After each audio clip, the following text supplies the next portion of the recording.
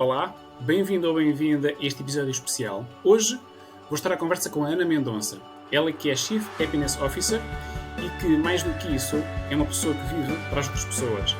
Vamos falar sobre as empresas, vamos falar sobre o mundo dos recursos humanos, da gestão de pessoas. Vamos falar um bocadinho da Ana, de quem é que ela é. Vamos falar também de abelhas. Vamos ter uma surpresa em meio do episódio e vamos terminar de uma forma espetacular. Portanto, fica atento e ouve o episódio.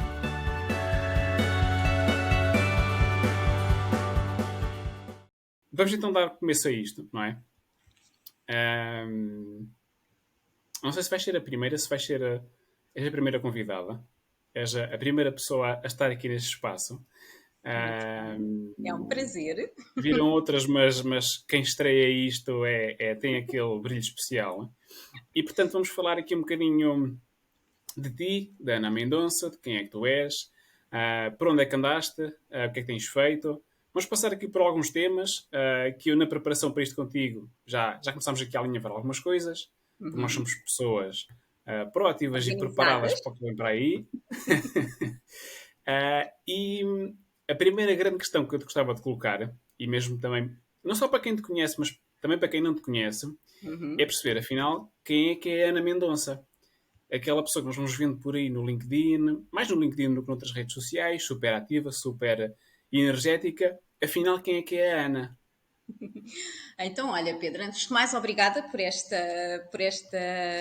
este convite e por ser a primeira. A primeira é sempre aquela que vai testando as virtudes e as falhas, não é? Para que possas melhorar para os próximos. Bem, então quem é Ana Mendonça? A Ana Mendonça é exatamente isso que tu dizes, uma pessoa extremamente energética, eu sou assim na vida também. Uma pessoa de pessoas, isso aí é mais do que presente em tudo aquilo que vou escrevendo e vou partilhando. E, acima de tudo, cada vez mais uma pessoa feliz, Pedro. E explico o que é felicidade. Eu há pouco tempo fui fazer um curso sobre felicidade, mas não sou feliz por isso.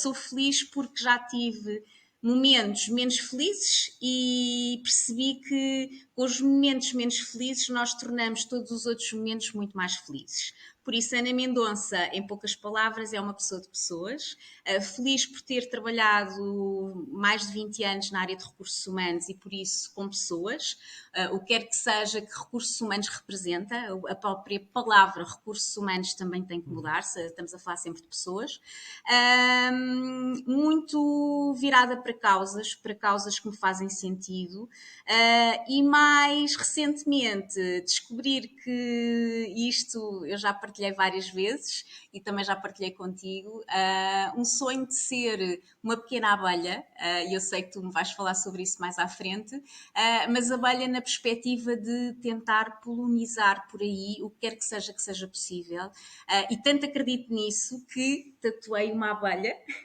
no braço, precisamente porque acho que podemos ter aqui alguns papéis, e é a diferença entre fazer alguma coisa ou falar e não dizer.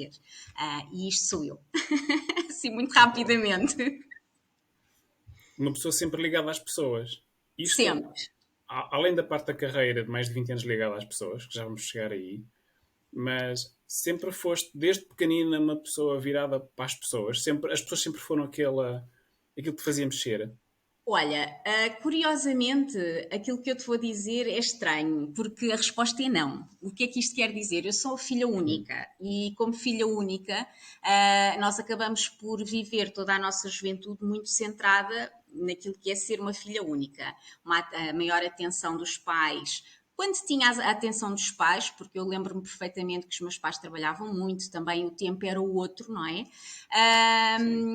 E por isso, se calhar, uma pessoa mais tímida, eu costumo dizer que sou uma pessoa tímida, apesar de ninguém acreditar em mim, no estado em que me encontro agora, acredito que a timidez já não existe, mas de qualquer forma, eu era uma pessoa extremamente tímida, se pudesse não tirar fotos, não tirava, se pudesse não aparecer, não aparecia, mas depois tinha outra coisa muito curiosa que sempre sempre que ia de férias, eu passava as minhas férias todas no Porto e em Vimioso, na aldeia, aquilo não era uma aldeia, já era uma vila depois, entretanto, naquelas festas com aqueles grupos de pessoas, e aí sim era uma pessoa de pessoas, com os meus.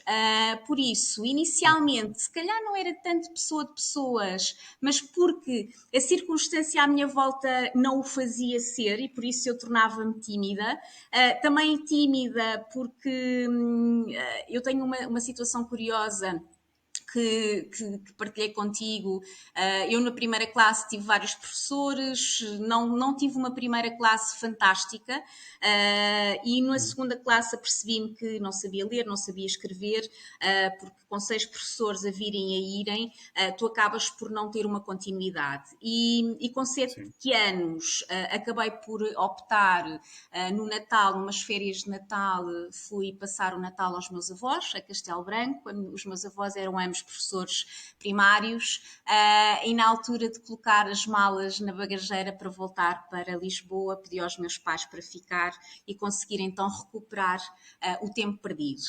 E por isso, eu não sei se a minha timidez também era fruto de alguma frustração e menos à vontade academicamente, não é? Porque não sabia ler, não sabia fazer as contas, ou seja, sempre que era exposta na sala de aulas, acabava sempre por ficar numa situação mais desconfortável. E por isso, acho que também vamos exacerbando essa timidez. Foi um sucesso, ou seja, fiquei lá até ao final do ano, consegui recuperar e acho que também ao longo da vida fui recuperando aquilo que era estas lacunas. Recursos humanos, eu sabia sempre que brincava, as brincadeiras de criança, eu tinha sempre que ser ou professora, ou educadora, ou a cabeleireira, ou seja, tudo tinha que ser cuidar dos outros, independentemente do que fosse Sim. ou que parte do corpo iria tratar, eu tinha sempre que tratar dos outros e por isso acho que sempre teve em mim. E claramente quando comecei a trabalhar, Pedro, não tive dúvida nenhuma, ou seja, quando nós fazemos algo que nos é muito intrínseco e que é sem esforço, é tão visível que até parece que trabalhar é uma brincadeira. E por isso sim, não no início, mas por várias frustrações, mas sim pessoas sempre. É engraçado, estavas a falar de como é que foi a tua juventude, a tua infância.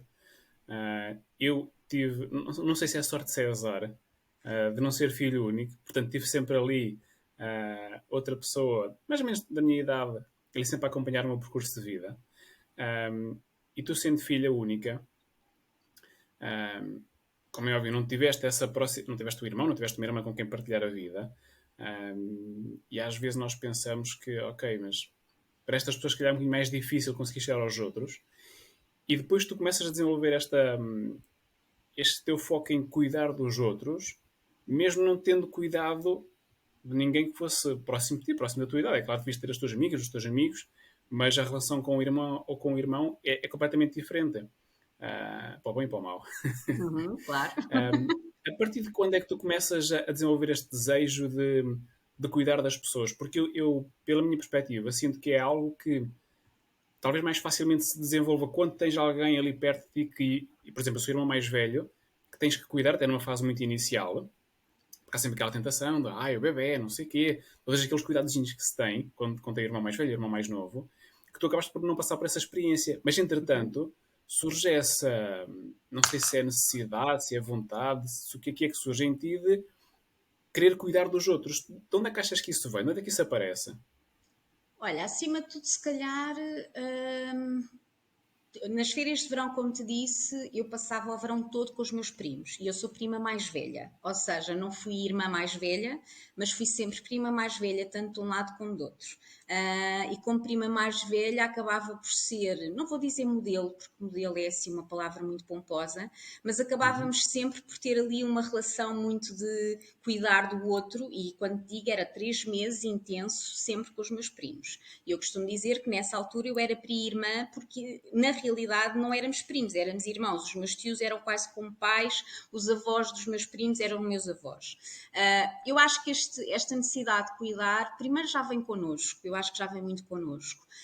E depois, se calhar, também tem muito a ver com as nossas brincadeiras. Eu sempre fui muito bonequinhas, de cuidar a bonequinha, eu acho que a nossa juventude foi muito positiva porque nós ainda brincámos muito, não é? Ainda brincava muito e se calhar na solidão, quando tu não tens alguém com quem brincar, acabas por brincar com as bonecas numa perspectiva de cuidadora.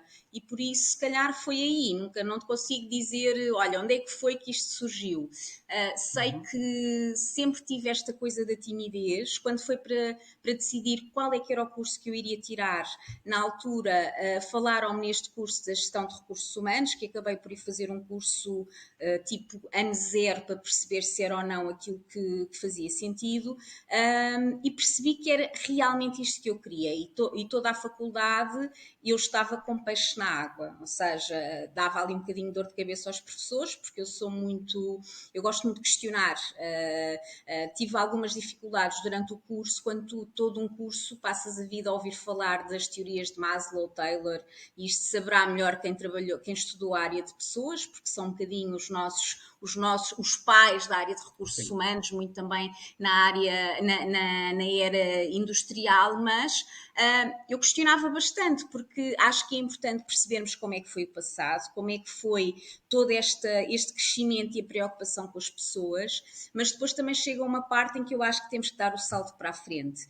E na altura, estamos a falar há 22 anos, quando eu terminei o curso, ainda falávamos muito na gestão de pessoas, aí sim, na gestão de recursos humanos, muito aquilo que era virado para os processos, tudo muito automatizado, e ao longo dos anos fui vendo com muita satisfação, e logo quando comecei a trabalhar, porque eu tive a felicidade de trabalhar mais ou menos 2 anos na Peugeot, depois fui para a Hewlett Packard, que na altura era o setor das tecnologias de informação, e nessa altura havia realmente um boom. Nós andávamos atrás dos candidatos, havia muita preocupação, aquela preocupação que sentimos hoje, ou seja, passado 20 anos, voltamos novamente àquela fase em que parece que temos que reter os candidatos, ainda sequer antes de eles estarem graduados, antes de sequer eles virem a ser profissionais, porque na realidade existe uma falta enorme.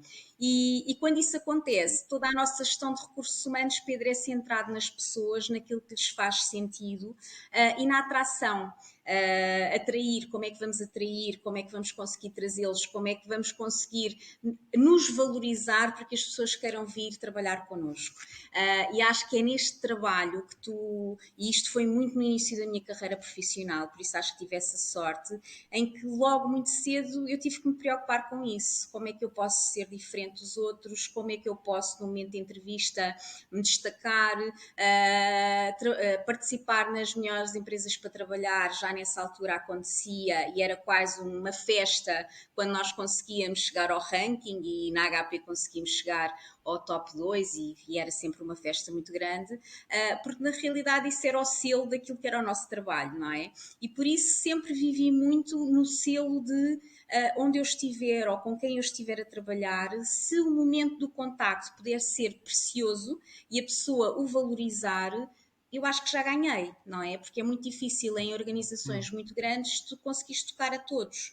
E se no bocadinho que tu conseguires tocares, faz toda a diferença. E hoje em dia eu orgulho-me de dizer que tenho muitos amigos que trabalharam comigo no passado, e às vezes é aquela coisa, o que é que fazem os recursos humanos, quem são os recursos humanos, ou quando falas com alguém, infelizmente ainda há muito aquela sensação de que não apreciam muito os departamentos de recursos humanos. Eu acho que isto também é um clichê, faz bem dizer que não apreciam sem saber muito bem o que é que fazem, mas na realidade eu posso dizer que tenho muitos amigos que fui conhecendo, e não são amigos da área de recursos humanos, mas amigos de pessoas com quem trabalhei e que trouxe como amigas. E isso para mim é fantástico. e só diz que efetivamente, para além do nosso papel, não é? Que também é duro, não te vou dizer que não tive momentos na minha vida ou na minha carreira profissional que não tenha que ter chegado a acordo com pessoas para sair das empresas, e isto se calhar é assim o expoente máximo daquilo que é o pior da nossa área, não é? Mas que na realidade nós estamos a gerir um negócio, e o negócio para ser rentável e para continuar a subsistir, às vezes tem que se tomar decisões menos fáceis, não é? Gerir pessoas não é Uhum. só gerir as pessoas e aquelas pessoas que temos connosco, é gerir as pessoas dentro de uma organização que tem que ter lucro. Pronto, é tão simples. A equação é esta. E por isso às vezes somos mais emocionais, outras vezes temos que ser mais racionais e muito mais business. Mas acho que dentro disto e tendo todos os valores dentro do saquinho, conseguimos ir gerindo de forma a que todos os lados sejam minimamente equilibrados. E isso é assim o meu chavão. Pelo menos é o que Que é uma tento tarefa fazer. complexa porque se lidar com uma pessoa que não nós próprios, aliás, às vezes lidar connosco próprios já é difícil. Lidar com Ainda outra é pessoa que mais. não nós ainda é mais difícil. Agora, quando estás numa posição em que tens que, como tu dizias no início, cuidar das outras pessoas e cuidar ao mesmo tempo do negócio, estás numa posição, e aqui nós somos os dois suspeitos de falar nisto, mas numa posição crítica quer para as pessoas, quer para o próprio negócio, porque se tu tens pessoas satisfeitas e gostam daquilo que fazem, sentem-se valorizadas e reconhecidas, ótimo, Uhum, ótimo. Agora, se não tens, depois há um trabalho a ser feito. E aqui deixa-se sempre para quem está na área das pessoas fazer esse uhum. trabalho, que é de motivar, de fazer com que as pessoas se sintam bem. Tu falaste bem da parte da distinção das empresas pelas práticas que elas têm em relação à gestão de pessoas. E eu aqui confesso que também a parte de gestão me causa um bocadinho de confusão, mas à falta de palavra melhor, vou continuar a usar esta. Mas acaba por ser um grande desafio. Um grande desafio para quem se calhar já é extrovertido por natureza, ok? Para quem é tímido, é um desafio ainda maior. Um desafio no qual, pelo que eu vou conhecendo, tu te deste bem durante esses mais de 20 anos. Oh, Pedro, é assim, me dei bem durante esses 20 anos? Vou-te dizer que não. Ou seja, eu acho que nós, mais uma vez, reforço aquilo que disse no início, nós não estamos sempre bem. E por isso, nestes 20 anos, tive momentos bons, momentos menos bons. Também, eu acho que nós, com a maturidade, também começamos a aprender algo que eu também tive que aprender, nomeadamente, que não vamos agradar a gregos e troianos. Eu, durante muitos anos, eu queria agradar a toda a gente, ou seja, quando tu queres agradar a toda a gente, o esforço ainda é maior, não é? Porque a frustração de não conseguirmos agradar aos outros torna-se ainda maior, não é? E por isso eu acho que me tornei muito mais tranquila quando percebi que se eu der o meu melhor, mesmo que o meu melhor não seja o melhor para o outro, porque ele não vai percepcionar dessa forma, naturalmente que quando tu chegas a um processo de reestruturação e tens que chegar a uma lista de nomes e em última instância tens que perceber que o caminho para algumas pessoas vai terminar ali, por mais que tu consigas justificar o que seja, é um momento sempre de. Não Uhum. quero dizer de dor, porque eu sempre acho que qualquer momento que nós temos deve ser um momento de aprendizagem, parecendo se calhar esta minha conversa mais uma vez um clichê, mas é mesmo aquilo que eu acredito. Mesmo em momentos menos positivos, não quer dizer que enquanto tu estás a passar o momento, consigas refletir sobre o mesmo e tirar alguns ensinamentos. Também tens que dar momento à dor e à raiva, e eu sempre me consciencializei que na vida da empresa nós somos a cara do bom e a cara do menos bom. E se calhar somos mais a cara do menos bom. Porque quando fazemos algo bonito e algo que as pessoas apreciam, elas agradecem aos managers, aos gestores, ficam muito felizes e agradecem-nos a nós. Quando há uma coisa menos boa, tendencialmente, às vezes, e sem querer, não sei se é sem querer ou Sim. propositado, os próprios managers muitas vezes, mais uma vez, não vou dizer que é propositado, mas sendo às vezes algumas vezes propositado, existe aquela desculpa. Eles pediram, ou eu tenho que fazer a avaliação porque eles pediram. Há muito esta questão de, às vezes, nós não comunicamos corretamente com o negócio. Quando eu digo com o negócio, muitas vezes até com os managers, não explicamos os processos, dizemos que existe, tem que ser feito, é obrigatório, porque depois linkamos a outras fases da vida, nomeadamente aumentos salariais, e por isso isto parece um ciclo quase de tortura, não é? Se tu não fazes a avaliação, depois não temos os aumentos, se não temos os aumentos, depois acontece o que quer que seja, depois não tem tempo para as reuniões. Isto foi um bocadinho a história da minha vida, não é? Com os managers sempre em grande corrida contra o tempo. Mas na realidade, quando as coisas correm menos bem, há sempre aquela expressão, a culpa não é nossa, alguém, muitas vezes em multinacionais alguém lá fora pediu. Quando não é multinacional, eu praticamente trabalhei sempre em multinacionais, mas quando é multinacional olha, elas dali ou eles pediram.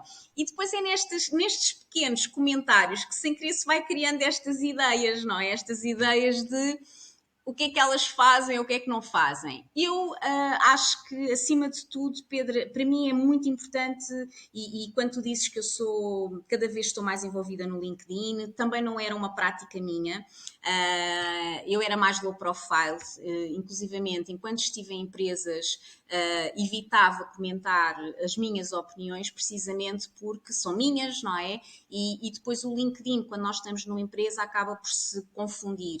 Se eu tenho uma opinião, é como se fosse a opinião da empresa. Neste momento, eu estou independente, estou a trabalhar como consultora independente, e por isso, neste momento, eu posso colocar e expor ao mundo tudo aquilo que é a minha visão e que são as minhas opiniões, desde opiniões na gestão de pessoas, desde opiniões naquilo que são os projetos onde me envolvo, mesmo às vezes parecendo que me envolvo em muita coisa e que me envolvo e exponho porque quero ter aqui algum destaque, quando na realidade, e já me bati também várias vezes com este ponto, na realidade eu só exponho aquilo que faço, ou seja, eu não exponho nada de um projeto onde eu não me envolva, eu só exponho aquilo onde me envolvo e onde dou o corpo às balas. E dando o corpo às balas, eu gosto de partilhar, porque muitas vezes quem não sente não sente, ou seja, se a pessoa não experimenta, não sente. Se a pessoa não tem tempo para experimentar,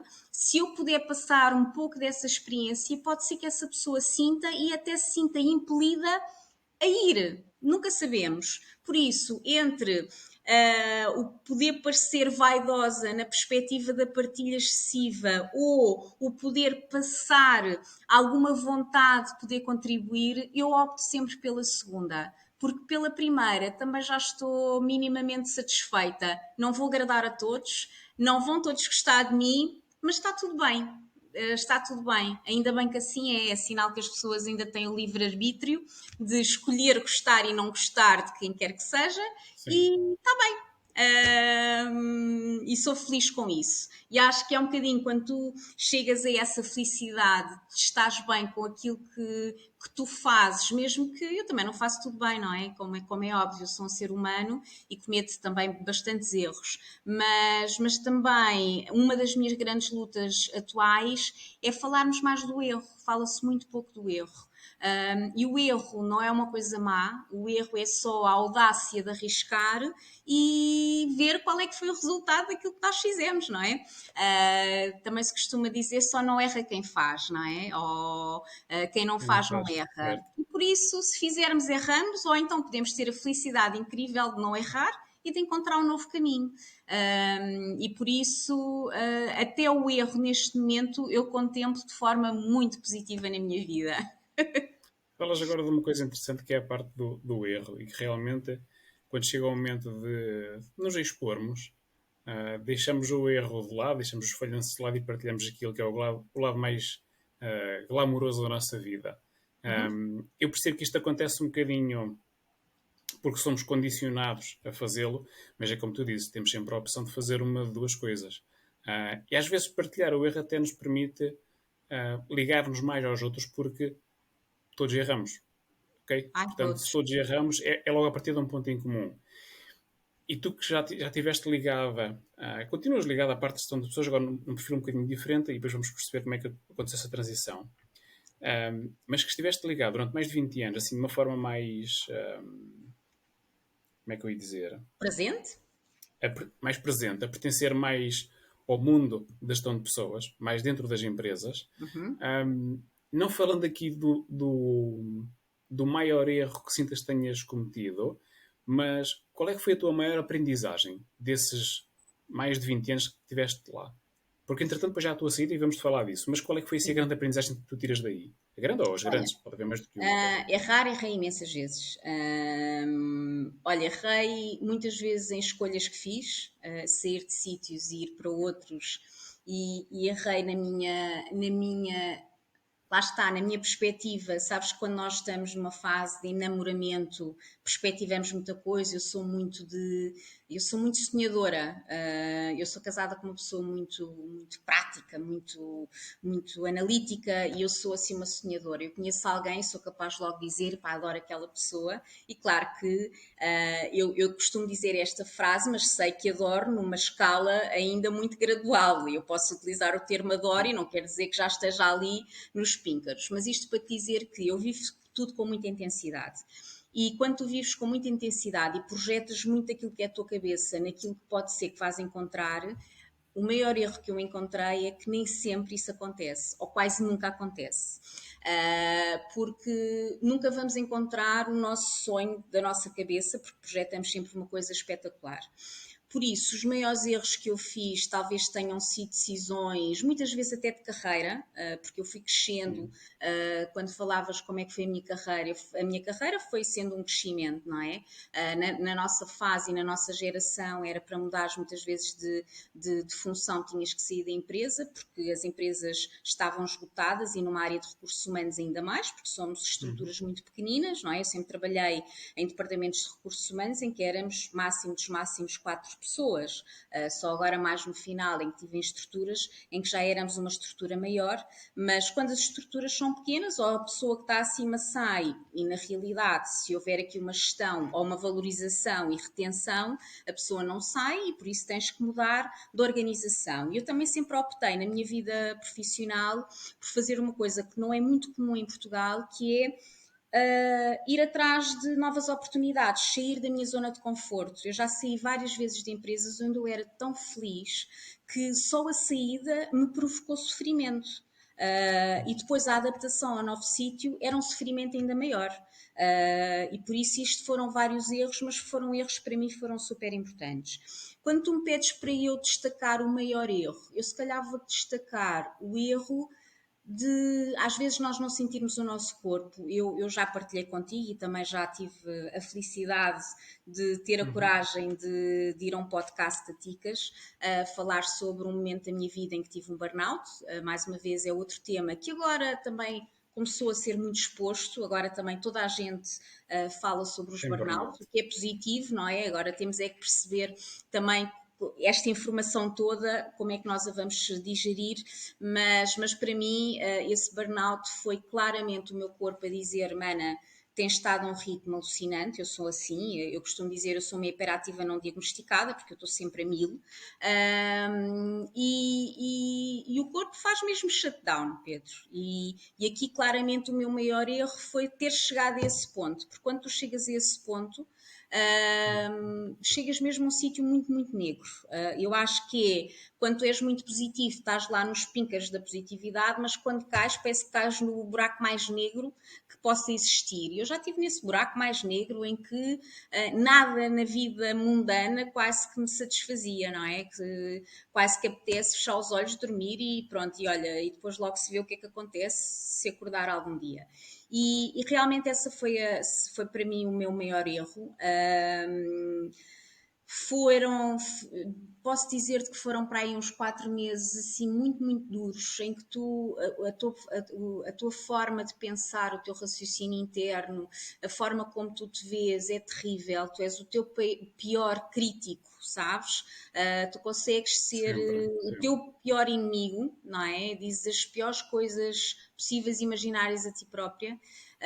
E eu filo comigo, fui muito infeliz, mas depois também percebi, Pedro, que era preciso isso acontecer para se calhar chegar ao ponto em que estou agora, que é tu teres a coragem quase de rasgar com tudo o que é o tradicional, tudo aquilo que a sociedade te vai incutindo, porque nós não nos podemos iludir, não é?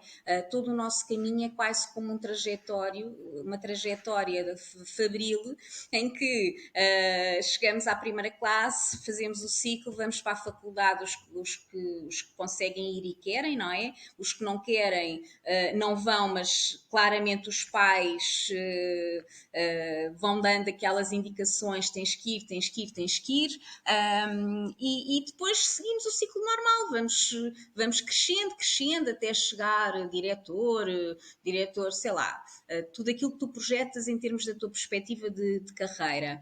Mas depois, neste caminho ou nesta trajetória, parece que vamos aqui pondo a nossa vida um bocadinho em stand-by. Depois, na vida pessoal, o que é que tu vais fazendo? Compras casa, ficas endividado, passas a vida a trabalhar para pagar uma casa. Ou seja, isto é quase como uma vida que, se tu olhares para ela em efeito helicóptero, realmente tu pões-te aqui em jeito para que sejas prisioneiro da própria vida que vais construindo.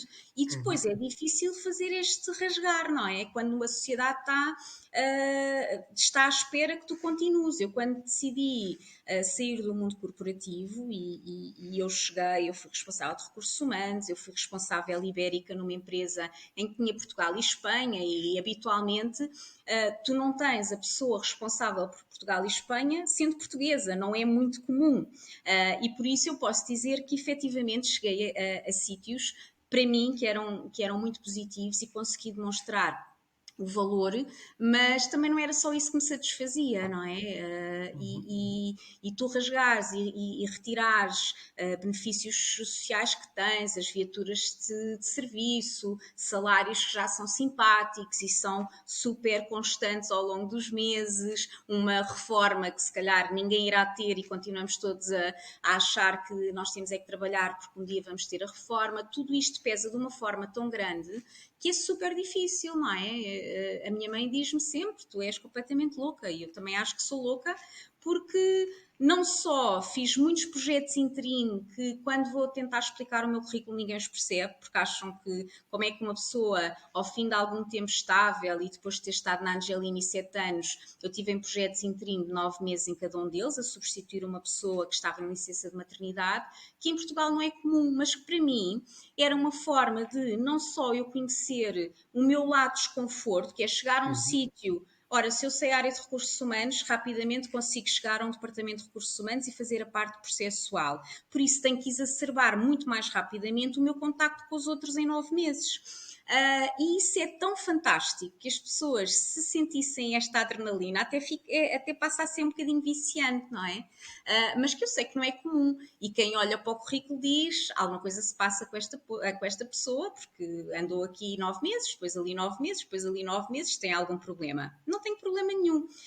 O único problema que tenho é que realmente gosto de fazer as coisas com muita intensidade e também gosto de deixar o bichinho. Ou seja, se for lá durante 9 meses mostrar o que é que um departamento de recursos humanos pode fazer, não querendo com isto retirar o valor às pessoas que lá estão de todo, não é isso que eu quero comentar, mas se nós pudermos isso, pudermos mostrar, se pudermos rapidamente criar esta ligação com os outros e ter esta mais-valia de mostrar o que é que pode ser uma pessoa de pessoas, para mim já ganhei, e isso é super importante. É muito bom quando alguém me diz finalmente percebi o que é que é uma pessoa de pessoas, e faz toda a diferença. E às vezes é tão simples como um bom dia todos os dias, ou um cuidado quando vês que a pessoa não está com uma cara tão positiva e tu perguntares apenas o que é que se passa. E isto parece assim uma coisa super simples, daquelas coisas que não interessa nada aquilo que estás a dizer, porque isso não é verdade, mas é claramente verdade.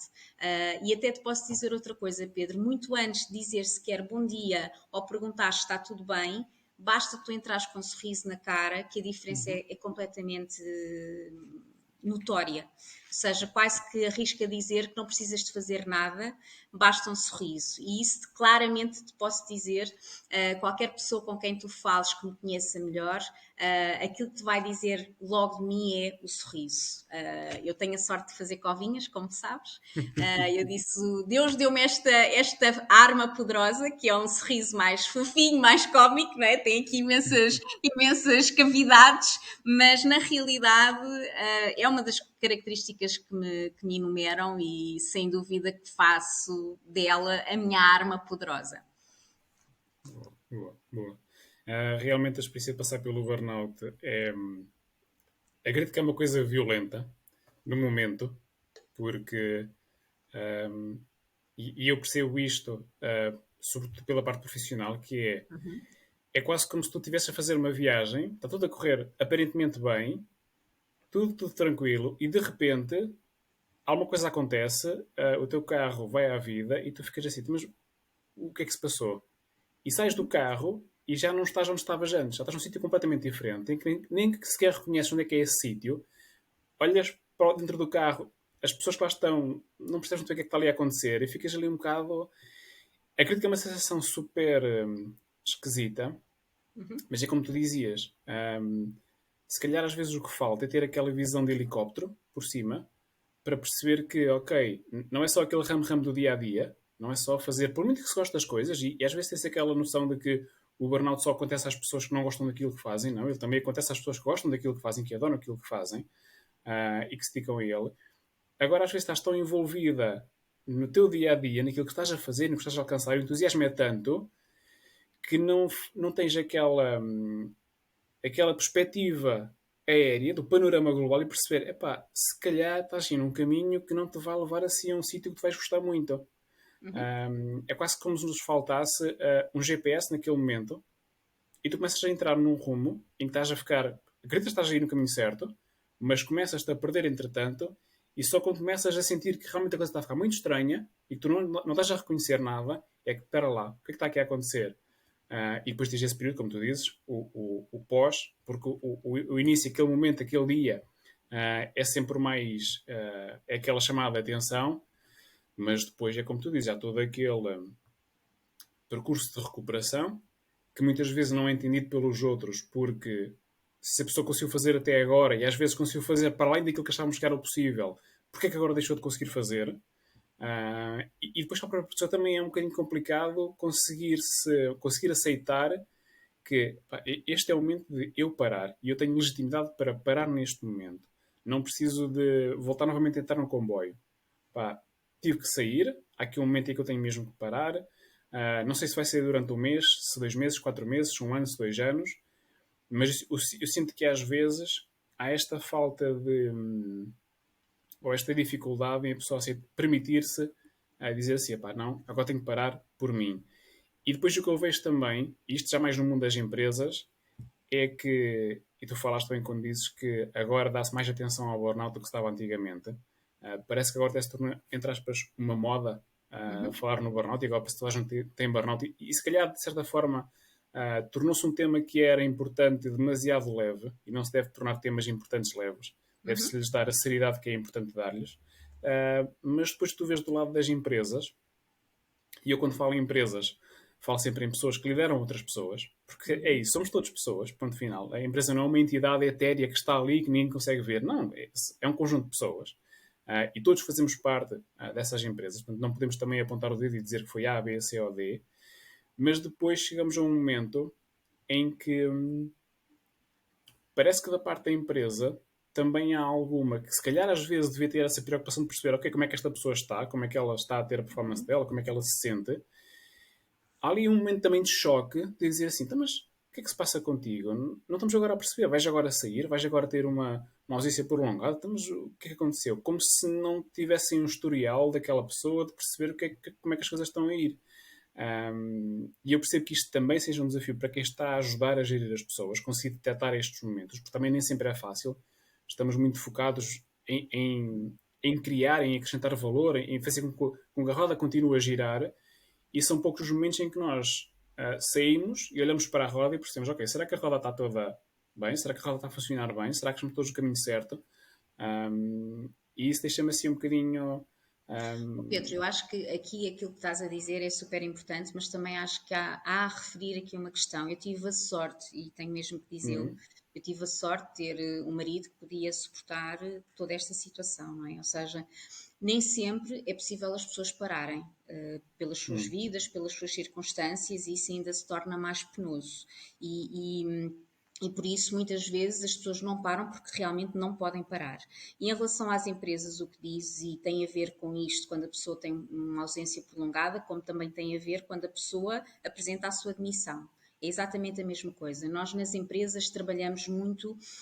Primeiro, não trabalhamos planos B ou planos de sucessão. Nós nunca sabemos, se tu fores a uma empresa e perguntares a alguém se esta pessoa sair, quem é que tu consegues colocar aqui que te possa assegurar. Nunca ninguém assegura exatamente o mesmo que a pessoa que saiu. E ainda certo. bem que assim é sinal que traz também as suas ideias e que nós não estamos a criar robôs. Mas de qualquer forma, quando tu não tens um plano de sucessão ou um plano de substituição bem montado, claro que isto são sempre problemas, não é? Agora, se tu tiveres eu, por exemplo, eu na Angelini tinha uma equipa de 8 pessoas, sendo que eu não tinha só recursos humanos, tinha recursos humanos, eu geria a área da formação científica e depois tinha uma equipa de formadores a farmácias a nível nacional.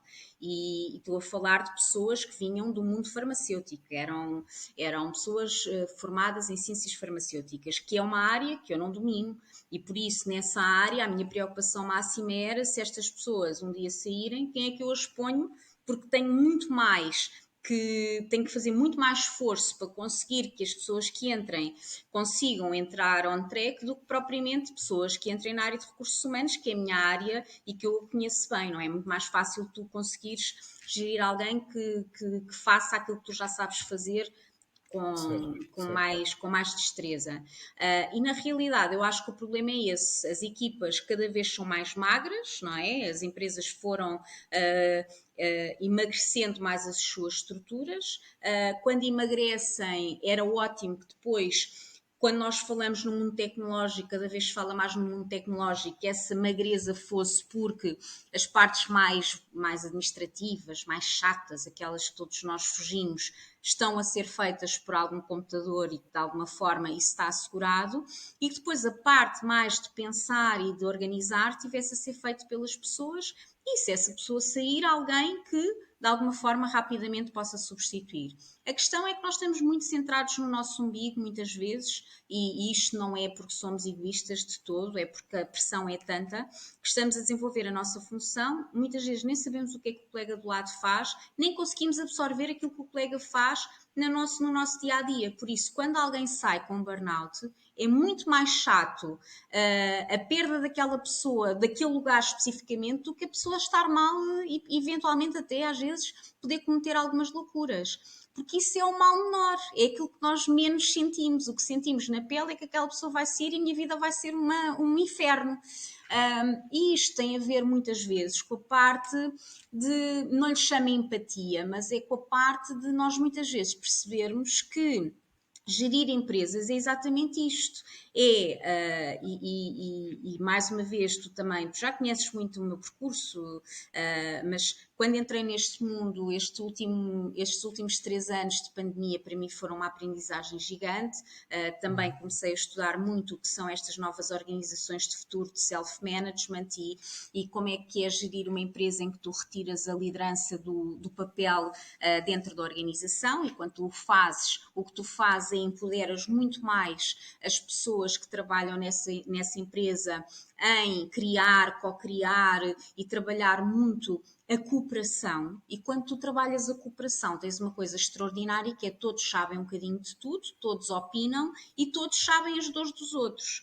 E isto, quer queiramos, quer não, pode ser benéfico num momento como este. Porque na realidade, quando tu tens uma estrutura em que a pessoa pode ser sincera e pode lançar o alerta, cuidado que eu não me estou a sentir bem, se as outras pessoas forem cooperantes, se as outras pessoas forem empáticas, se as outras pessoas realmente gostarem de ti, vão perceber que é muito mais preocupante perder o Pedro que vai para o burnout porque vai estar num sítio muito feio, do que o Pedro que estava a desenvolver a função de recursos humanos e agora vai ser uma chatice porque agora sou eu que vou ter que fazer o papel dele e que grande porcaria, não é? Pronto. Uhum. E isto tem a ver com, lá está, o ciclo das organizações, que continuamos mais uma vez a ser recursos humanos, recursos.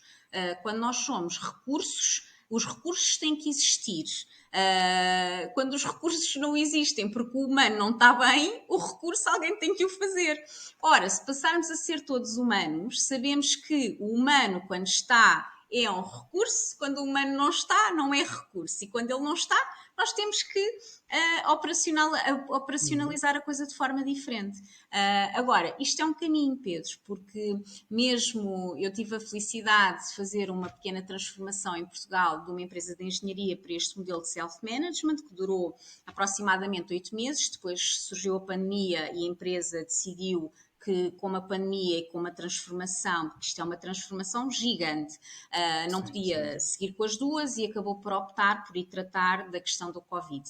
Mas posso dizer que mesmo a transformação tem imensas dores, não é? Porque tu deixas de ter aquele papel da pessoa que é o líder, que, quer queiramos, quer não, continua a ser a pessoa responsável pela tomada de decisão, por se calhar não dormir descansado no final do dia, na sua almofada, porque teve que decidir entre uma coisa e outra, e o colaborador viver a sua vida, a executar as suas tarefas sem ter muita noção do impacto que uma decisão possa ter, não é? E eu continuo a dizer que o grande segredo das organizações e tudo aquilo que tem que mudar, ou quando nós mudarmos aquilo que realmente temos que trabalhar para sermos bem-sucedidos, ponto 1 é o ego, o nosso ego, aquela coisa medonha que é não mexas no meu ego, não é? Eu sou muito bom, é isso que eu quero mostrar aos outros, eu não erro, eu sou espetacular. O ego tem esta característica péssima que é nós não queremos mostrar a outros as nossas falhas. E para além do ego, é o poder da informação. Ou seja, toda a vida das empresas, nestes últimos anos, quem tem informação tem poderes. E normalmente quem tem informação são os líderes, por isso é que eles têm poder. Quando tu tens informação, tens uma coisa extraordinária que é podes decidir, porque tens informação. Muitas vezes esta informação não partilhada com os colaboradores, pobrezinhos, também não podem decidir, porque tu sem teres as peças do puzzle vais sempre decidir coxo, não é? E por isso isto é um ciclo vicioso. Se tu não dás informação, as pessoas vão tomar decisões sem a informação toda. Ora, sem a informação toda, há sempre uma parte que tu não vais conseguir, de alguma forma, operacionalizar. E por isso, isto é um ciclo vicioso. Mas também, dar informação é quase como, lá está, vai mexer no teu ego, porque tu tens a informação e tens o poder, e por outro lado, se perdes a informação é quase como perderes o teu poder, não é? Então, se toda a gente sabe o mesmo, então agora o que é que eu tenho que fazer? Tenho que valorizar-me por aquilo que eu sou. Mas, mais uma vez, nós não estamos habituados a isto. E claro, tudo o que é quebrar um ciclo custa, dá dor, é penoso e pronto, mas é o que é um caminho. É um caminho que no passado recente não foi assim muito fácil, nem para as pessoas, nem para as empresas. Tanto é que agora a retenção e a valorização das pessoas são temas muito falados e são temas muito, muito importantes dentro das empresas. Pede-se cada vez mais que as pessoas vistam a camisola, mas depois é como tu dizes, depois há o ego, depois há a falta de informação. E eu fico, para mim, aqui agora a perguntar-me, então, mas quer dizer, pedimos às pessoas para elas vestirem a camisola, mas depois parece que se calhar lhes estamos a dar uma camisola diferente para eles vestirem da nossa. É como se eu tivesse, e não desvalorizando, mas como se eu tivesse uma camisa com bom tecido, confortável e por aí fora, e depois a pessoa que eu desesperadamente andei à procura no mercado para ela vir ter comigo, que investi para ir buscar e agora vou investir para reter, lhe dou uma t-shirt de um material assim um bocadinho mais fraco. Ou seja, dou-lhe uma posição em que ela terá que fazer aquilo que é o trabalho dela, ponto. Para as pequenas ou grandes decisões, não a chamo nem sequer com a opinião dela, porque eu percebo que nas empresas há decisões mais estratégicas que terão que ser, ou seja, que terão que ser pensadas por quem tem a visão da empresa. Mas isso não significa que não possas pedir a opinião das pessoas. Porque é só mesmo isso, é uma opinião, é o contributo delas. Mas isso acaba por não acontecer. E falavas há bocado dos benefícios, das estratégias que há agora para valorizar as pessoas. E faz muitas coisas, investem-se milhares, dezenas de milhares, se calhar centenas de milhares de euros na valorização das pessoas e depois esquecemos-nos daqueles pequeninos gestos que não custam nada, como o bom dia, que estava já há bocado a dizer, que é uma coisa que custa zero Uhum, e tem um retorno tremendo. uhum. Portanto, no meio disto tudo, em que é que ficamos? Será que realmente estamos a valorizar as pessoas da forma que elas querem ser valorizadas? Ou será que estamos a valorizar da forma que nós achamos que as devemos valorizar com o objetivo secundário de as reter? Como é que isto fica no meio de tudo Olha, isto? eu vou te dizer uma coisa, Pedro. Eu acho literalmente que as empresas estão a vestir camisola, que é pegam numa camisola e enfiam a camisola pela pessoa adentro e dizem: Tu agora tens a camisola vestida, tu és dos nossos. É literalmente isto. E tu, quando vestes uma camisola, Já fazes parte da equipa. Pronto, agora toma, comporta-te como se eu estivesse a aqui há 10 camisola anos. é super gira, veste a camisola. Pumba. E depois está frio, a pessoa está espetacular com a camisola, mas está calor e a pessoa está a derreter porque tem a camisola e não dá, não é? Pronto. Isto para te dizer o quê? E esta analogia eu acho que é muito engraçada, que é qualquer camisola que tu vistas e olha, agora surgiu-me, foi aqui com a conversa contigo, que é se tu pões uma camisola muito, muito quente, no inverno sabes que a tua pessoa vai estar espetacularmente quentinha e vai estar super confortável. Vai Mas se estar a bem camisola cuidada. for a mesma no verão, a pessoa vai estar péssima, vai estar cheia de calor e tu vais manter aquela camisola. Se na realidade tu queres que as pessoas vistam a camisola, tu tens que ir mudando as camisolas em função daquilo que é o tempo, a intempérie da empresa. Se nós estamos numa fase mais positiva, podemos ser muito mais positivos, passar mensagens positivas, explicar às pessoas o que é que está a acontecer, como também no revés, quando temos que tomar decisões mais duras, mais complicadas. As pessoas têm que ser informadas também para perceberem, porque há uma coisa que as pessoas notam, que são as caras. Tudo aquilo que é a nossa percepção, a forma como nós agimos, nós quando estávamos em processo de despedimentos coletivos, as pessoas olhavam para as nossas caras e diziam: Não estás com boa cara, alguma coisa vai acontecer. Ou aquele ditado estúpido que era quando os recursos humanos ligavam: Ui, tu para me ligares não é boa coisa. Oh, ui, tu para vires aqui não é boa coisa. Isto na realidade, Pedro, para dizer o quê? Vestir a camisola é tu sentires a empresa. É tu ires às reuniões que fazemos 3 em 3 meses para contar os resultados, que são aqueles momentos em que se junta toda a gente e que fazemos uma grande festa e que normalmente as pessoas queriam estar em todo o lado, menos naquele, porque na realidade aquilo são tudo apresentações muito pomposas, mas depois espremido não diz absolutamente nada. Ou diz tudo muito espetacular, lá está, e o ego aí está a trabalhar, e na realidade não está a dar informação necessária para que as pessoas possam realmente ter uma ideia concreta da vida da empresa, ou a pessoa não consegue ou não tem aquela capacidade, porque depois também falar em público e cativar também é um dom, não é? Também, lá está, é aquela coisa, o eterno problema entre o líder e o gestor. Não tem só a ver com a parte de se é um bom líder, se é um bom gestor, mas também tem a ver com aquela coisa de, pá, é uma pessoa carismática, é uma pessoa que tu queres seguir, é uma pessoa que quando fala, fala, mas quando executa também executa aquilo que fala e faz o que eu. Há aquele ditado que é faz o que eu digo, não faças o que eu faço, ou Certo. seja, tudo isto está sempre a ser escrutinado pelos colaboradores e desengane-se quem acha que as pessoas andam ali a pairar. Isto, mais uma vez, é perceber que as pessoas não são pessoas. E por isso, o vestir a camisola é exatamente isto, Pedro: é vestirmos a camisola em função da intempérie ou da temperatura que existe lá fora. Quando temos que tirar a camisola e dar o corpo às balas, somos todos. Quando recebemos os louvores e temos imensos lucros, é partilhar com quem contribuiu, porque na realidade aquilo que estas empresas de self-management fazem é exatamente isto. Tu estás na organização para o bom e para o menos bom. Quando a empresa ganha, todos ganham. Quando a empresa perde, todos perdem. E quando tu sentes isto, porque também, para além do ego e da informação, tens outra coisa que é a carteira, que é quando tu sentes na tua carteira, é quando tu também, na realidade, tomas decisões, não é? Porque ninguém quer perder. porque nós precisamos do dinheiro e quanto mais dinheiro tiveres, maior é aquela coisa quando tu dizes ninguém quer falar no erro. Uhum. Ninguém quer falar no erro, como por exemplo, eu também estou envolvida agora num projeto de startups, em que uma das coisas que nós queremos falar não é tudo um glamour. Criar empresas, criar uma startup, não é só Ferraris e vida espetacular. É uma vida de muito trabalho, praticamente 24 sobre 24. E não há fins de semana. Isto não é mentira. Isto é mesmo a pura da verdade e as pessoas continuam a embelezar.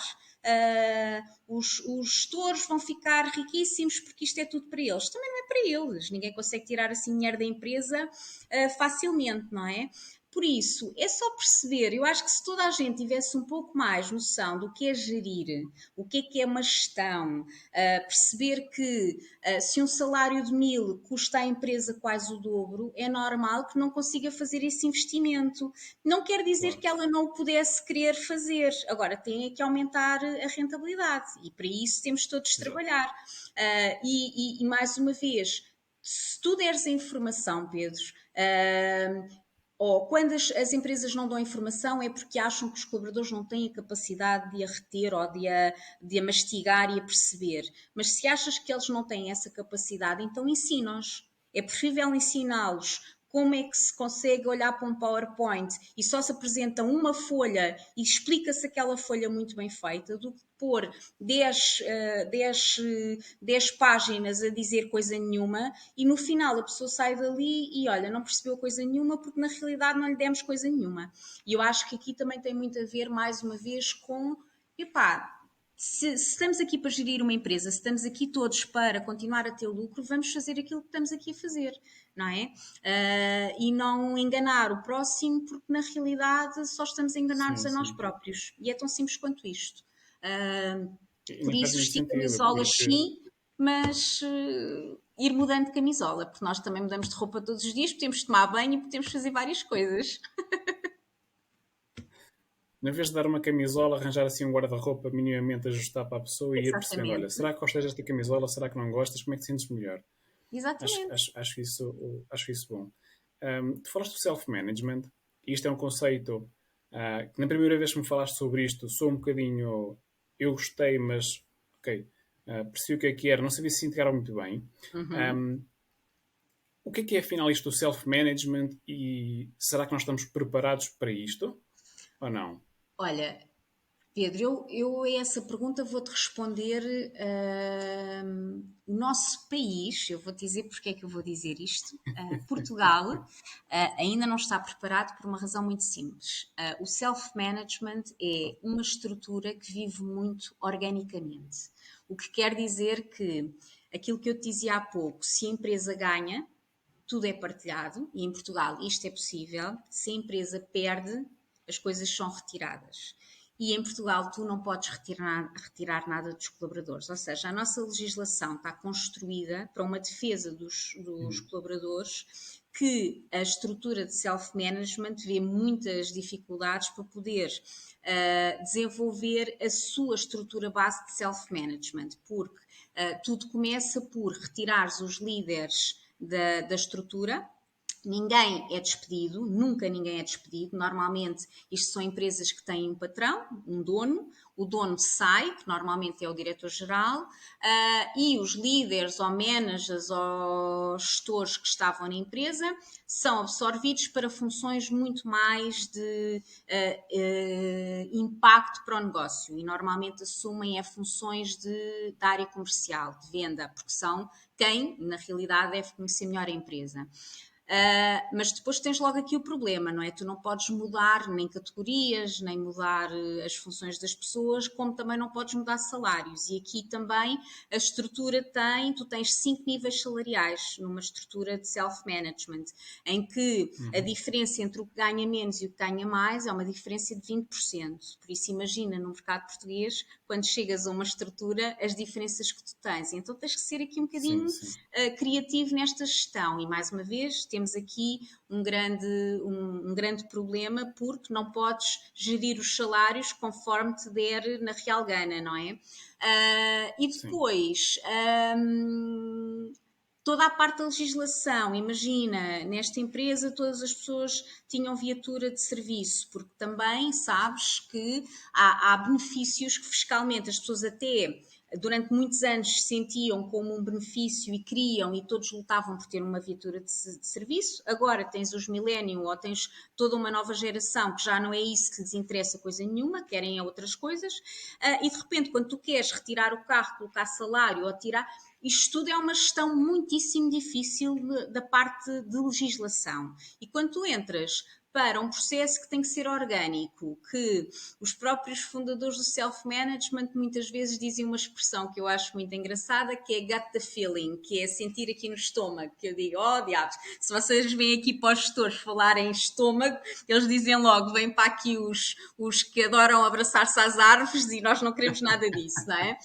Porque às vezes também temos de ter cuidado, porque há estas estruturas depois Sim, às sim. vezes os líderes, os gestores que fazem masters na Harvard e na nova SBE e aqui e ali, depois têm algumas aversões a estes novos modelos, porque é um modelo efetivamente orgânico, é co-criado, co-construído, todas as pessoas são chamadas. Eu estive em reuniões em que estavam os 50 colaboradores na sala a tomar decisões estruturais e para o futuro da empresa, nomeadamente vamos ou não avançar com este cliente. E tu punhas os prós e os contras. E depois, como é que isto funciona? Funciona, lá está, com dinâmicas. Se as pessoas não estão habituadas a que isto aconteça, tu tens que obrigar a que aconteça, não é? E então tu tens o fishball, pões cadeiras no meio de um círculo e as pessoas têm que ir lá e colocar questões e as questões que são colocadas têm que ser respondidas, entendes? Ou seja, tens toda uma forma de desenvolver um processo de unanimidade, porque aqui tu tens quase ter toda a gente a dizer sim ou toda a gente a dizer não. O que, quando falas com o gestor sobre isto, dizem-te logo, olha, vai de reto, porque isto deve ser agradar a gregos e troianos, não é possível. Já comecei a dizer Sim. isso no início deste podcast. E agora estou-te a dizer, todos têm que dizer que sim, ou todos têm que dizer que não, quer dizer, vai ser uma bela Mais dor de difícil. cabeça. Mas isto para te dizer que não é nada fácil. Tens ali mais uma vez os egos a virem todos ao de cima, tens o dono que sai mas continua a falar com as pessoas porque não deixou de ser dono durante muitos anos. A única vantagem é que normalmente as empresas que optam por esta transformação normalmente estão com as contas um bocadinho atrapalhadas, o que quer dizer que é quase como isto é a minha última esperança para que a coisa funcione. E por isso, quando isto acontece, tu já começas numa base, pronto, as coisas não estão tão bem, vamos lá ver se conseguimos reverter o ciclo. E claro, quando tu chamas as pessoas a obter decisão, aquelas que trabalham no dia a dia, e aquilo que eu te estou a contar, Pedro, era uma empresa que tinha chão de fábrica, tu tinhas mesmo as pessoas a trabalhar numa fábrica e pessoas que não têm estudos ou que têm os estudos QB e por isso ainda tens que ser muito mais cuidadoso naquilo que é a explicação, porque depois Sim. tens outro processo, que foi isso que era a minha contribuição para este projeto, o que foi é criar um modelo de avaliação de desempenho em que tu não tens um líder que te vai avaliar, porque mais uma vez o processo de avaliação de desempenho existe sempre alguém a quem tu reportas e tu reportas a esse alguém. Quando tu retiras o alguém que reportas, de repente, então mas quem é que vai avaliar esta pessoa? E então são todos a avaliar todos. E o que é que tu tens de trazer? Tens de trazer uma cultura de feedback construtivo. E que foi esse o meu papel. Como é que nós conseguimos dar feedback construtivo, ou seja, há muita gente que continua a dar feedback destrutivo, que é não Certo. fizeste isto bem, ponto final, e a pessoa vai para casa, enfim, lamber as suas feridas e ver como é que eu vou resolver isto, mas feedback construtivo, que é vamos lá então construir sobre aquilo que eu te acabei de dar, não é? Pronto. E tudo isto Sim. é um ciclo, é um processo, dá trabalho, e tudo o que dá trabalho, às vezes a pessoa prefere dizer, epá, entre o que eu conheço e o que eu não conheço, vamos lá continuar com o que eu conheço, porque senão, enquanto andamos aqui a brincar, que às vezes também se diz isso, não é? Andamos aqui a brincar, o negócio não anda. Pronto, por isso tem esta dualidade e por isso é que fiz este processo e fui estudar algumas formas de trabalhar, mas um processo intermédio. Como é que nós chegamos lá sem ser uma coisa tipo radical? Pronto, e porque acho Certo. que há países que estão muito mais desenvolvidos em termos de legislação que permitem uma transformação destas do que propriamente ainda Portugal, e não tem mal nenhum, e podemos trazer algumas dessas práticas para a gestão tradicional e só temos a ganhar, não é? E é isso que eu, agora neste meu papel mais de consultoria na área de recursos humanos, trago muito dessas práticas. Para mim é não negociável. A comunicação tem que estar sempre, sempre, sempre a acontecer. Sempre. Os benefícios, o que é que oferecemos, qual é que é o salário, qual é o salário emocional, vamos dizer o que é que damos, porque as pessoas não sabem. E se tu não falares, as pessoas esquecem, e não é por mal, e não é que sejam mal agradecidas, é porque na realidade, se não usam, não sentem, e na Sim. realidade a pessoa só sente quando perde. E então, como nós não queremos que a pessoa perca, porque não queremos que ela se vá embora, então temos que fazê-la sentir. Porque nem toda a gente vai sentir nem da mesma maneira, nem valorizar exatamente as mesmas coisas. Por isso é que temos vários benefícios, não é? E por isso é que Sim, sim. surgiu no mercado os benefícios flexíveis para também poderes abranger todas as vontades de todas as pessoas, porque quem tem filhos valoriza seguros, quem não tem filhos, naturalmente, não quer seguros de filhos, não é? Não, quer dizer, não quer ter nem vai ter. E se calhar quer seguros para animais. Por isso, nós temos que ir adaptando em função um bocadinho também do nosso público e ir dizendo que, olha, um dia que sejas mãe, traz isto. Olha, um dia que tenhas um cão, traz Uhum. isto. Olha, eu ofereço-te o café não cai das árvores do café, não é? Também é outra coisa que Certo. acontece. Quase todas as empresas oferecem café, é muito bom quando temos, mas não cai das árvores do café. Alguém o paga e normalmente é a empresa. Por isso nós temos de dizer às pessoas: o café é oferta. Não tem que agradecer, mas valorizem, porque o dia que tu tires o café, Pedro, tens um motim. Tudo o que tu tiras às pessoas tens um motim. Eu já tive em empresas em que mudas o papel higiênico e tens um motim, porque acham que puseste um papel pior porque tiveste a fazer saving e na realidade foi um engano qualquer do Pois, fornecedor, percebes? Mas é pois. ao ponto a que chega.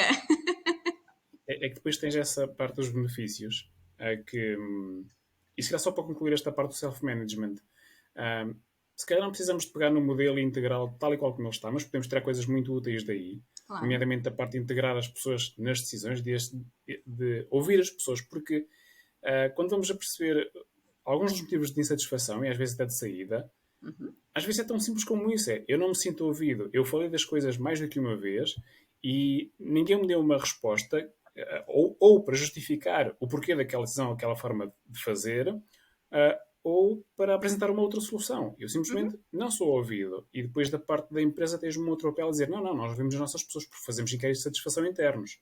Ok, mas uma coisa é que fica no papel, depois temos que pegar no papel e fazer alguma coisa com ele produtivo. Portanto, isso é outra coisa. Um, Agora, em relação aos benefícios, e aqui as empresas focam-se, a meu ver, e posso estar errado, muito naquilo que é tangível, naquilo que tu podes tocar, naquilo Uhum. que podes ver. Mas depois há aqui um outro caminho, que tu também exploraste recentemente. Recentemente, de uma forma, se calhar, digo eu, mais formal, enquanto estudante, enquanto praticante, que é o da felicidade, que para o bom e para o mal também se tornou muito numa coisa muito falada, Uhum. mas que aqui parece-me que o caminho será um caminho ligeiramente diferente daquele dos benefícios tradicionais, no qual ainda Uhum. muitas empresas assentam, mas que, lá está, como estavas a dizer, quando eu não tenho o papel XPTO, eu acho que é extremamente bom ter aquele papel XPTO. Quando eu tenho, ok, se calhar é igual aos outros, mas se me tiram, esquece. Eu já nem sequer uso mais a casa bem aqui da empresa. Eu vou-me queixar porque eu tenho que ir a casa, usar esse papel, para depois voltar aqui, que é um transtorno tremendo. Portanto, quando nós não temos, é muito bom. Quando temos, está ok. Quando deixamos de ter, é como estavas a dizer. É um motim, greve na frente da empresa e vamos andar com isto.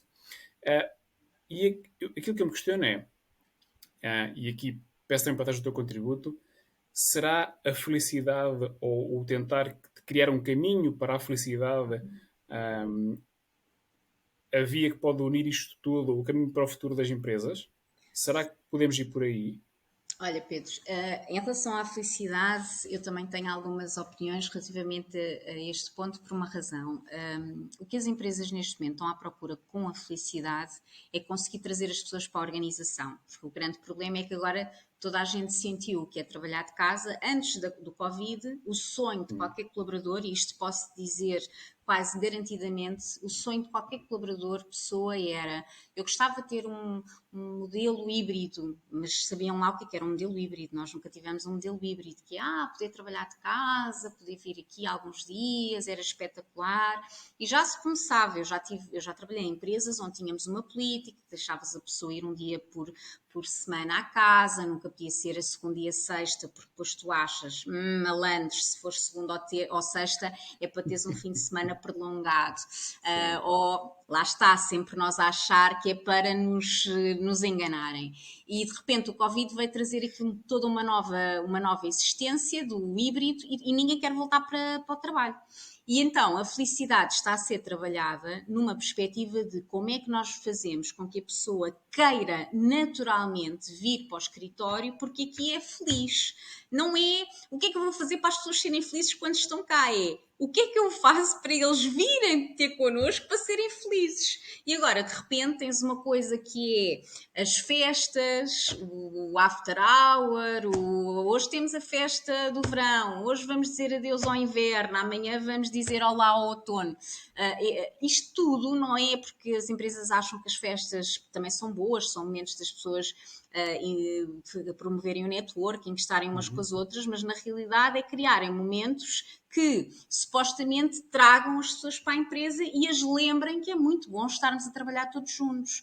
Porque, na realidade, tu trabalhares de casa pode ser muito satisfatório no sentido de tens que fazer aqui alguma situação ou outra que te dá alguma flexibilidade, mas perdes uma série de outras coisas, nomeadamente o estás com os teus colegas, o estás a criar e a construir com os colegas, o teres um momento break em que vais falar com outras pessoas. Caso contrário, acabas por te cingir à tua mulher, ao teu marido, aos teus filhos, e a tua vida está toda misturada. E a felicidade surge precisamente nesta perspectiva, que é como é que nós lembramos as nossas pessoas que elas eram felizes, ou mesmo que não fossem felizes antes, como é que nós as vamos lembrar que é bom estar aqui, que elas aqui são felizes e querem vir para aqui em detrimento de tudo aquilo que é comutação, ou seja, a deslocação do trabalho-casa, que na realidade perde imenso tempo. E agora com o regresso às aulas, ontem fui para Lisboa, lá estás uma hora nas filas, porque nós temos de ser um bocadinho mais criativos, não tens que ir logo às 9, se formos todos a horas diferentes, se calhar o trânsito vai sendo um bocadinho mais diluído. E a felicidade é mesmo isso, Pedro, é tu olhares para a vertente pessoal da pessoa e perceberes que as pessoas trabalham por objetivos, e se isto for feito desta forma e se os objetivos forem entregues, está tudo bem. Se a pessoa quiser vir, vem. Se quiser vir menos tempo, vem. Se quiser vir mais tempo, vem. Mas a pessoa será feliz porque estás a contemplar toda esta realidade do seu dia a dia. Acrescida a isto, como é óbvio, tens que fazer uma felicidade forçada, que é, se queres que a pessoa venha para o escritório, tens que promover atividades que acontecem no escritório. Não vais fazer a festa do adeus ao verão online, não é? Até podes fazer, porque se calhar as pessoas agradeciam, mas se fizeres presencialmente, e se calhar no início não vem toda a gente, mas se toda a gente falar, epá, a festa foi espetacular, se não fosse aquela festa, eu não tinha conhecido imensas pessoas que nem nunca conheci pessoalmente. Se começar a haver este zoom, esta rádio alcatifa boa, se calhar as pessoas querem começar a vir, não é? E por isso é isto que a felicidade anda a trabalhar. É, primeiro, a contemplar que tu só és feliz porque também já foste infeliz, não retires a infelicidade da equação, a infelicidade tem que existir.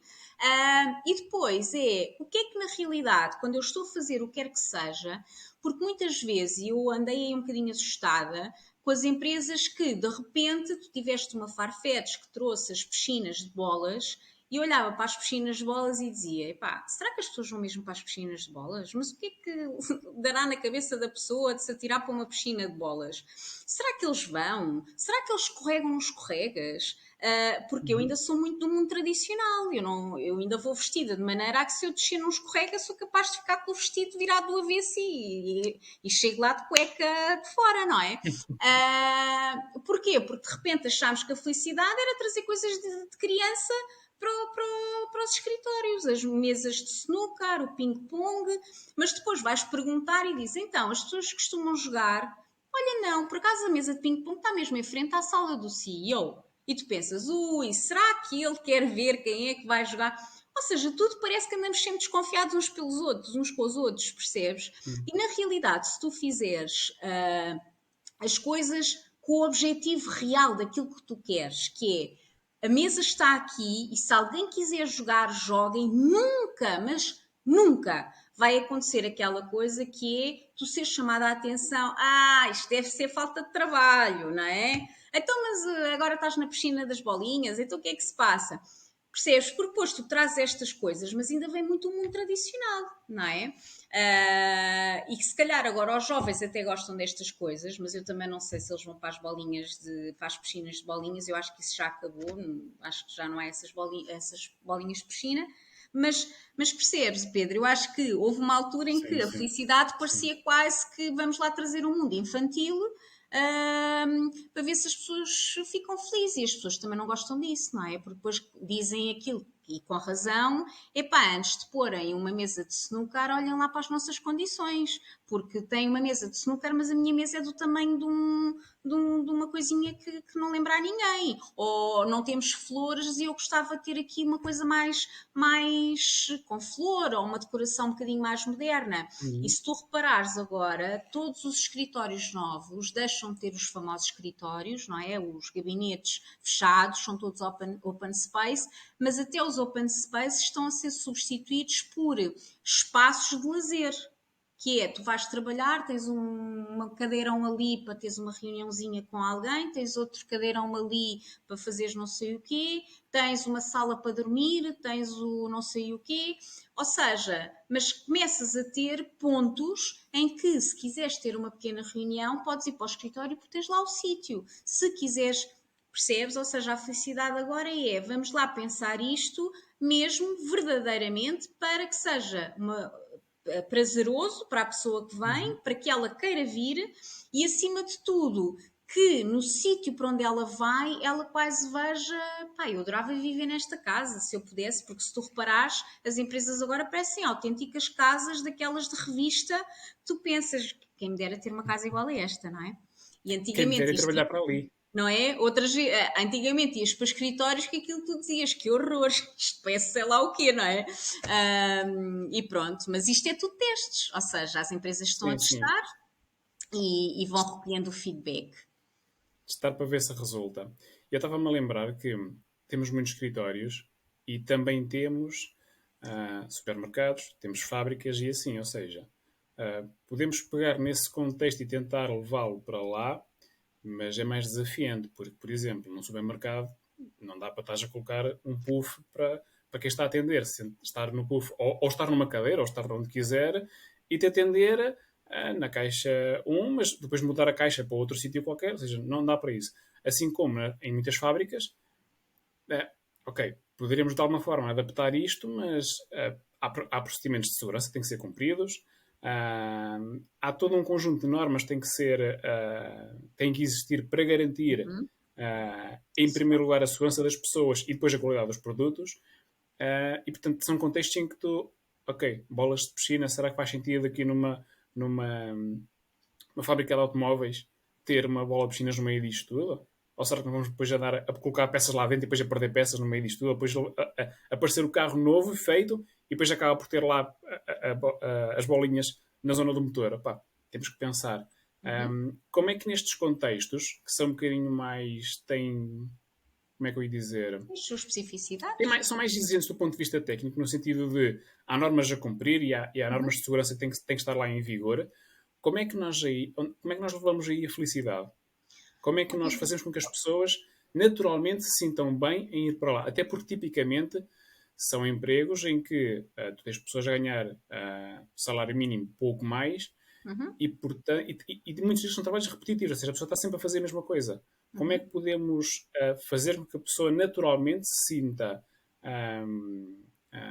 atraída para ir uhum, para os sítios? Porque, pelo menos pelo que se vê na realidade, ir para uma fábrica, ir trabalhar para um supermercado ou para um outro tipo de trabalho desse género, ainda é visto, infelizmente, como algo desprestigiante. Ok? Ainda é uhum, aquele trabalho de base que ninguém quer fazer. Como é que podemos tornar esses trabalhos que ninguém quer fazer em algo que as pessoas queiram fazer?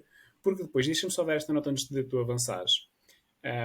Eu costumo correr e é engraçado porque eu acho que se há trabalho que quase ninguém quer fazer é andar na rua com um carrinho a varrer a rua e a apanhar um lixo. uhum, Ok? Diz que são os senhores do lixo, mas não são. São os senhores da limpeza, porque eles é que permitem que as ruas estejam limpas, que nós uhum, estejamos tudo limpinho. Um, e esse deve ser dos trabalhos em que quase ninguém quer ir.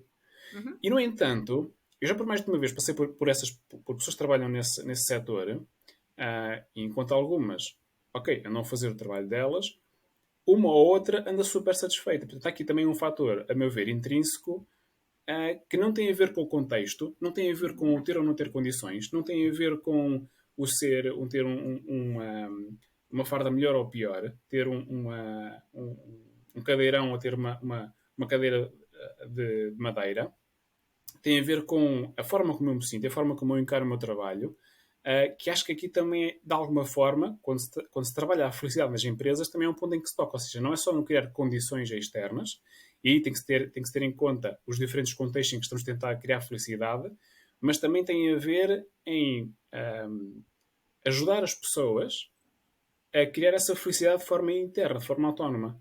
uhum. Certo? Como é que isto acontece? Como é que isto pode acontecer?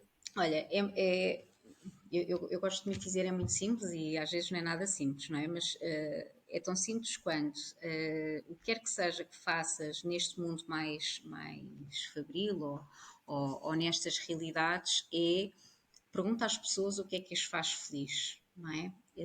Isto, acima de tudo, é a pedra basilar. Não faças nada que te faça feliz a ti, achando que vai tornar os outros mais felizes. Normalmente, quando tu dizes estes trabalhos são aqueles trabalhos que ninguém quer, também é normal que sejam trabalhos, são pessoas que optaram por não estudar e que normalmente começam a trabalhar muito cedo nestas áreas porque não conseguem arranjar trabalho no outro lado. E por isso muitos deles são felizes, porquê? Porque são gratos por ter um trabalho, não é?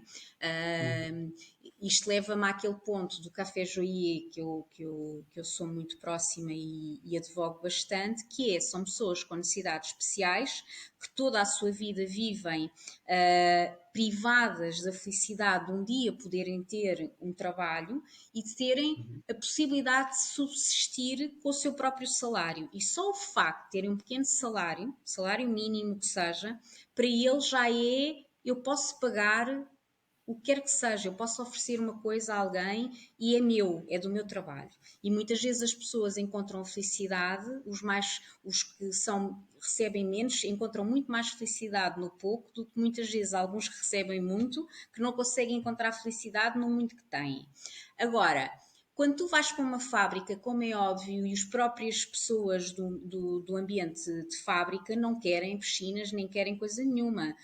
Eu trabalhei numa fábrica em Porto Alto, que era a Reckitt, que fazia detergentes, e quando eu ia à fábrica eu tinha que calçar as botas de biqueira de aço e tinha que andar nos corredores que eram específicos para eu andar. Eu não podia andar ali atrás das pessoas a brincar, o que quer que seja, porque existem regras Certo. e essas regras se eu não as cumpro, posso pôr em causa em última instância, a vida da pessoa que está a elaborar com aquela máquina. E por isso, eles próprios, se têm brio na sua função, são os primeiros a não querer brincadeiras no sítio onde não há sítio para brincar. Pronto. Agora, também são pessoas felizes, não é? Quando tu tens em Porto Alto, quando nós fizemos a festa de Natal e que levaste o Toy a cantar as músicas dele e fizemos uma festa com jogos tradicionais, eu vou-te dizer que a felicidade não era só deles, como era minha, como era de toda a gente, porque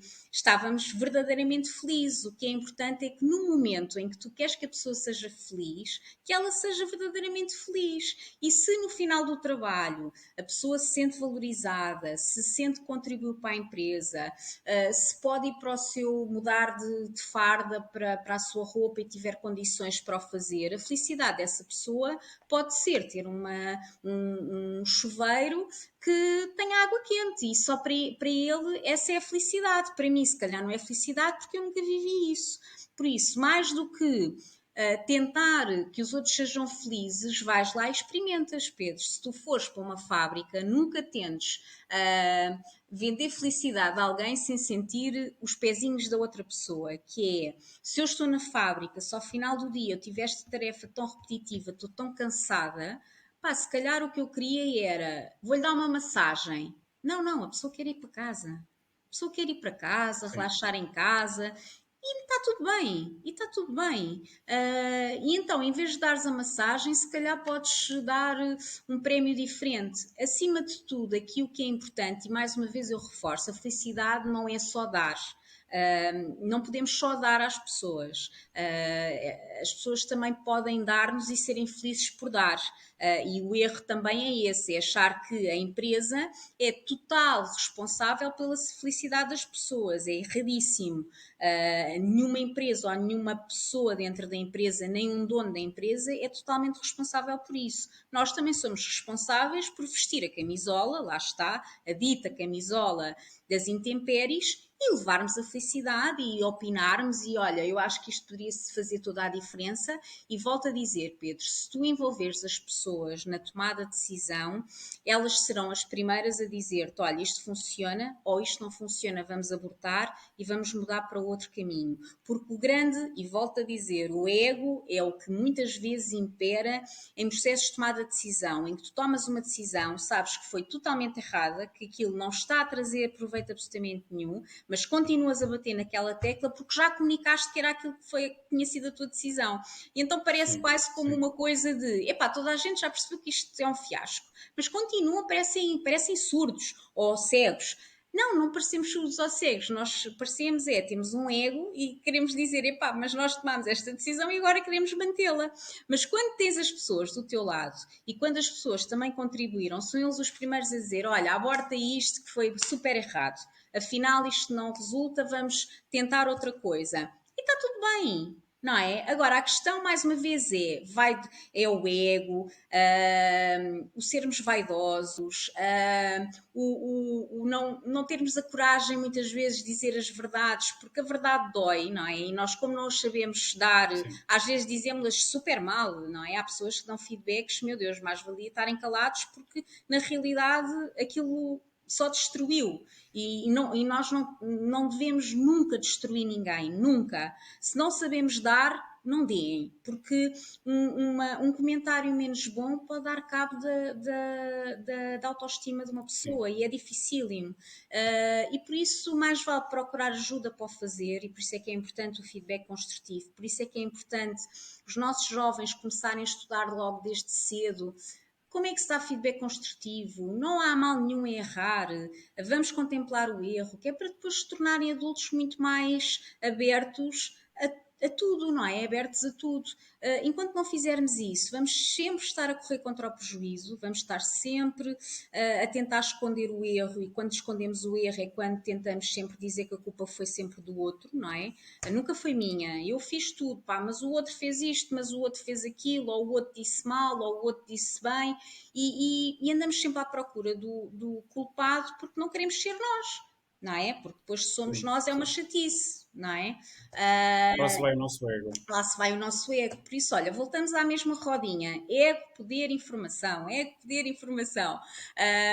Se nós conseguíssemos Certo. resolver isso, pá, se calhar éramos todos muito mais felizes. Agora, como é que isso se vai resolver?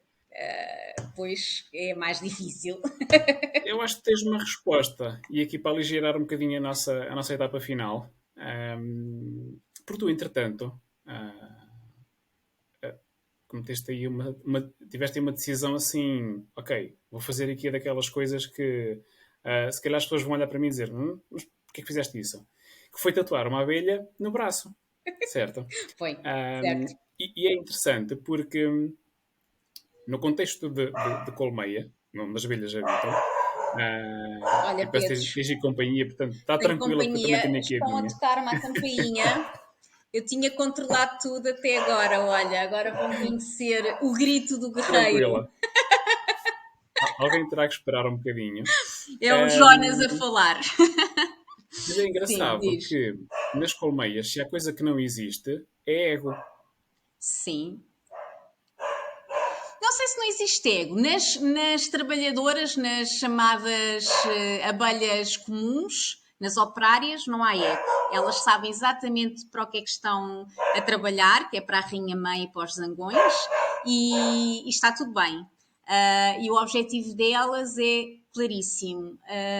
Se calhar a rainha-mãe tem ego, não é? Porque a rainha-mãe é soberana, não é? Essa é que é a fêmea e que consegue ter todas as outras operárias. Mas acima de tudo, e trazendo aqui a história das abelhas, Pedro, é sem dúvida todas trabalham, e quando eu digo todas, elas são milhares, milhares. Eu ontem eu tenho vindo a partilhar muitas histórias sobre abelhas, que para mim são importantes, e cada uma que eu vou lendo, cada vez mais digo, pá, isto é brilhante, mas acima de tudo é perceber que elas nascem, cada uma na sua escala ou na sua tarefa, e elas sabem o que é que têm que fazer. E estão felizes, porque as operárias são as únicas que conseguem polinizar e ir buscar o pólen às flores e trazer o pólen para criar o mel.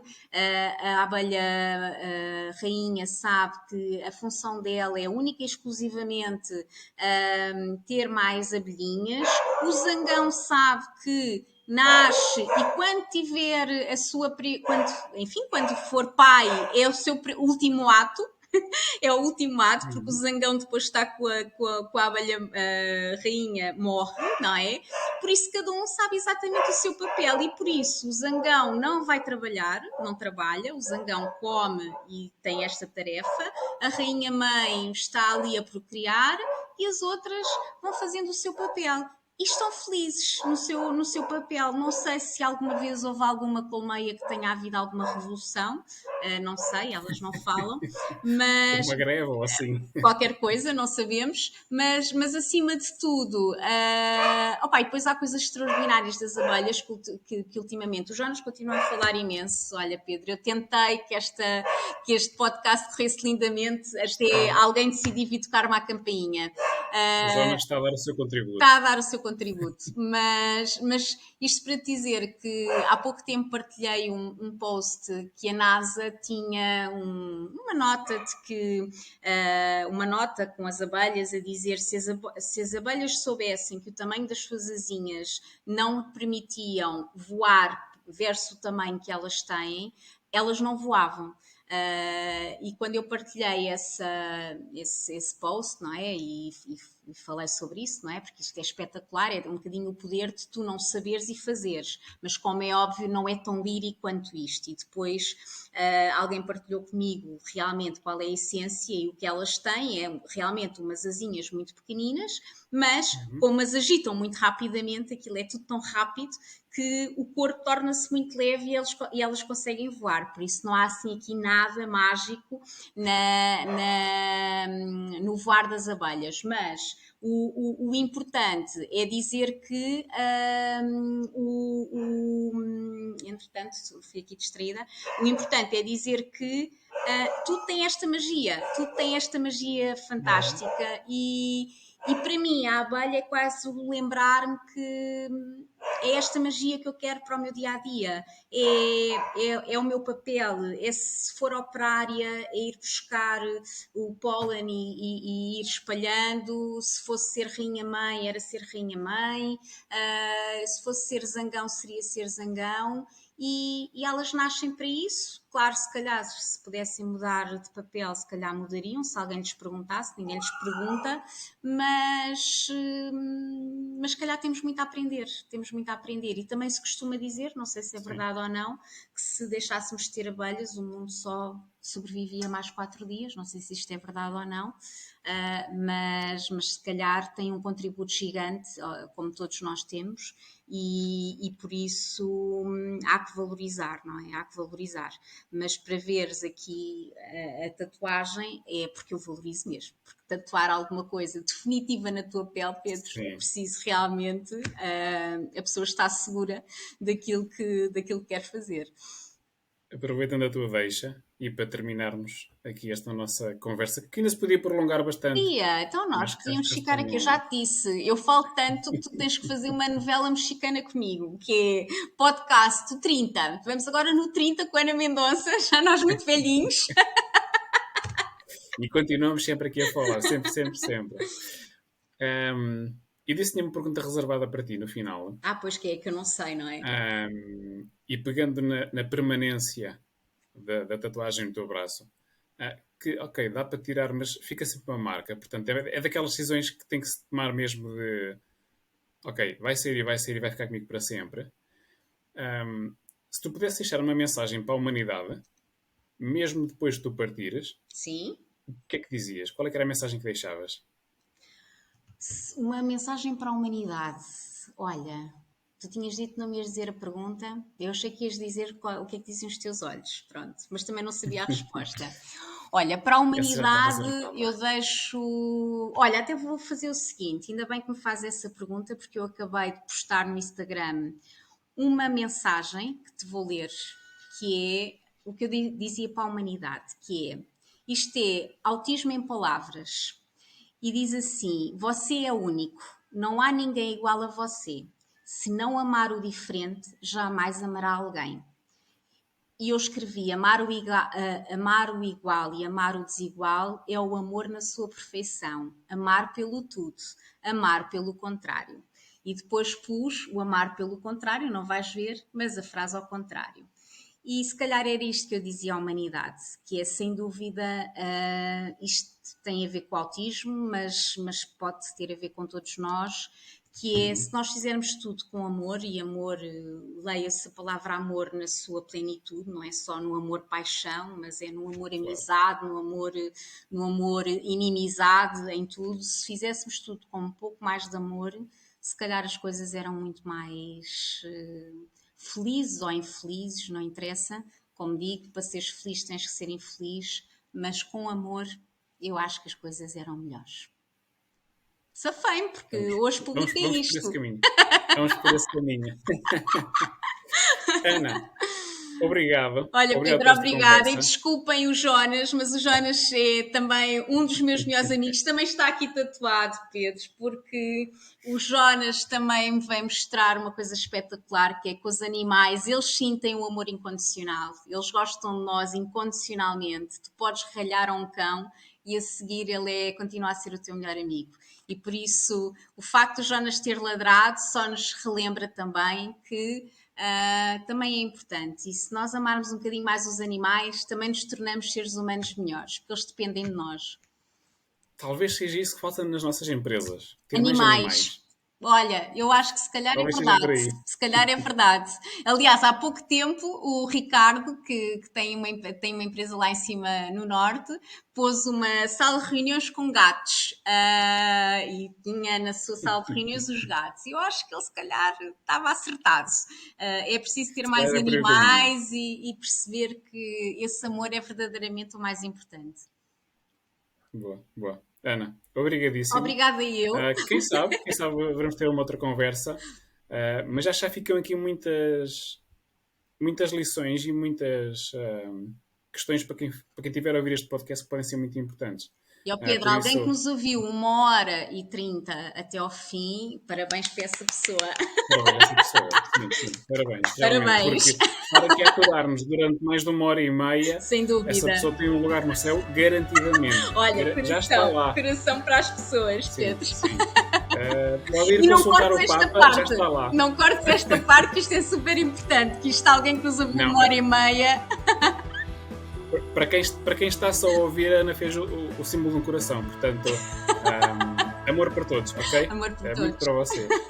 Ana, Vá, obrigada, obrigadinho. Pedro. Obrigada.